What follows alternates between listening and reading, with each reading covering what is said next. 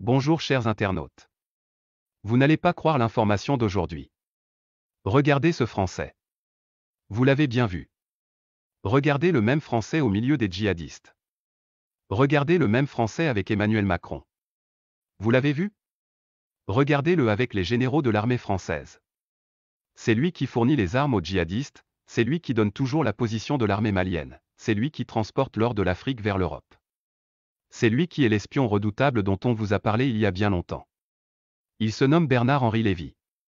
C'est un espion français le plus grand, mais il se promène partout avec le nom écrivain, ou philosophe ou journaliste, Bernard-Henri Lévy.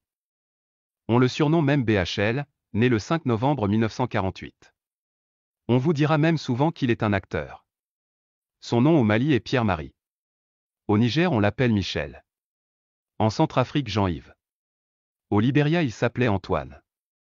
Dans des endroits il est journaliste souvent acteur. Il a étudié à Institut d'études politiques de Paris, lycée Louis, le grand lycée Pasteur de Neuilly-sur-Seine. Il est l'auteur des actions sur la judaïté, l'identité, le sionisme, les intégrismes religieux, l'antisémitisme, l'esprit baudelairien, dont il se réclame, les États-Unis et la guerre en Libye. Son père s'appelait André Lévy. Il était au 2e bataillon de marche.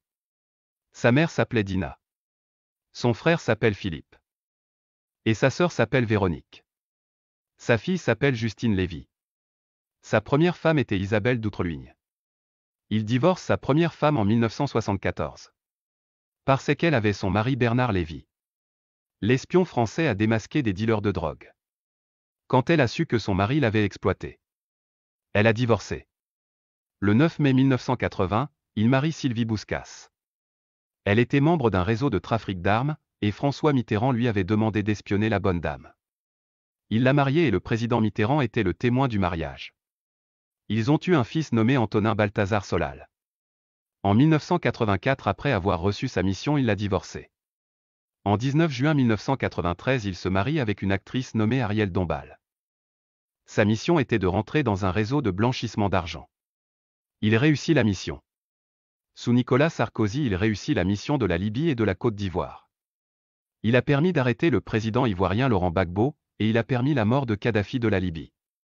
Sous François Hollande, il a pu s'infiltrer en Syrie et distribuer des armes pour que les Syriens se tuent. Il a réussi aussi. Il était là-bas en tant que journaliste depuis 1978. Il fait des va-et-vient entre le Mali et le Niger. Il transporte des ressources minières par hélicoptère sous l'ordre des présidents français de chaque génération. Aujourd'hui, il travaille avec Emmanuel Macron. Méfiez-vous des Français espions. Emmanuel Macron osera venir au Mali avec le dévoilement de ce visage? Il est vrai homme fort de la sécurité d'État français.